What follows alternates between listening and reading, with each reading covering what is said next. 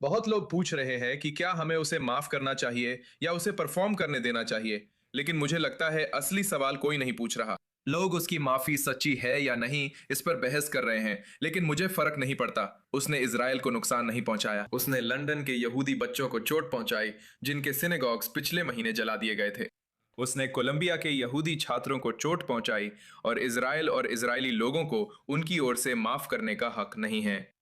तो हम फिर से यही बात कर रहे हैं, लेकिन वो इतना जुनूनी क्यों है? उसके पास पैसा और टैलेंट है, तो फिर क्यों? आप इसे कैसे समझाएंगी? वो दोष ब्रेन इंजरी और बाइपोलर पर डाल रहा है, पर क्या ये जिम्मेदारी लेना है?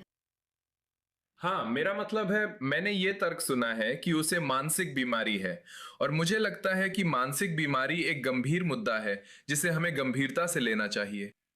लेकिन इसका मतलब ये नहीं कि कोई कहे मैं यहूदियों पर डेथ कॉन 2-3 जाऊंगा, या हाइल हिटलर के साथ गाना रिलीज करे, या म्यूजिक वीडियो में छोटे अश्वेत बच्चों को हाइल हिटलर गाने को मजबूर करे।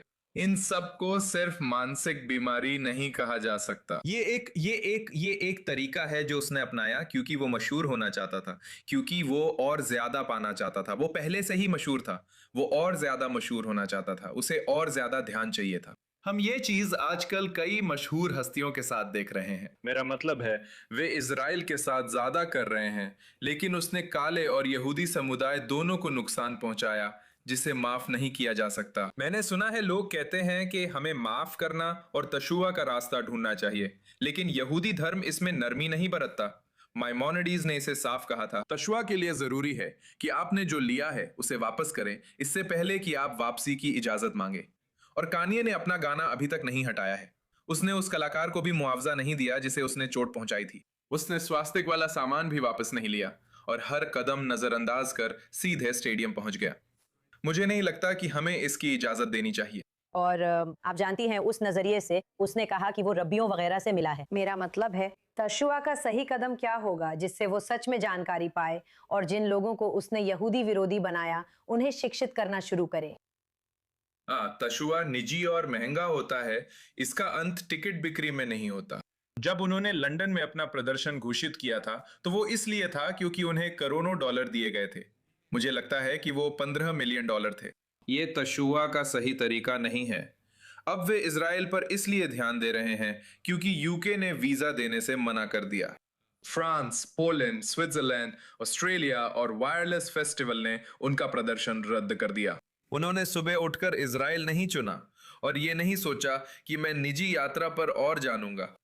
यूरोप ने उन्हें इजराइल की ओर धकेल दिया है, और वो सजा से बचने के लिए पैसे खर्च कर रहा है, और इसकी कीमत यहूदी गरिमा है। मुझे नहीं लगता कि हमें इसकी इजाजत देनी चाहिए। दूसरा सवाल है, अगर वो ऐसा करता है तो क्या इजरायली लोग टिकट लेंगे? हाँ, मुझे लगता है इजरायली लोगों ने पहले ही फैसला कर लिया है। मैंने पढ़ा इजराइल के 2 शीर्ष निर्माता ने इसे नकारा। गादी ओरॉन 2 महीने पहले हट गए। बारबी क्लब के मालिक ने कहा कि ऐसा हुआ तो वो इसके खिलाफ बहिष्कार आयोजित करेंगे। यहाँ तक कि अगले महीने ट्रोबिलिसी में कानिये का शो करवाने वाले निर्माता भी कहते हैं कि इजराइल में कॉन्सर्ट की कल्पना नहीं की जा सकती। इजरायली म्यूजिक इंडस्ट्री पहले ही फैसला सुना चुकी है। अब सिर्फ वे पब्लिसिस्ट ये कहानी चला रहे हैं जिन्हें उसके लिए ये हेडलाइन चाहिए। मुझे नहीं लगता इजरायली लोग इसके लिए मानेंगे।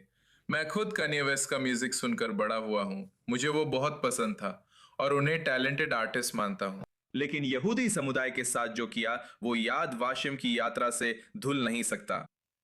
ठीक है, बहुत बहुत धन्यवाद। हमेशा की तरह चैन माजिक, आपका बहुत आभारी हूँ मेरे दोस्त। मुझे बुलाने के लिए धन्यवाद, मैं इसकी कदर करता हूँ।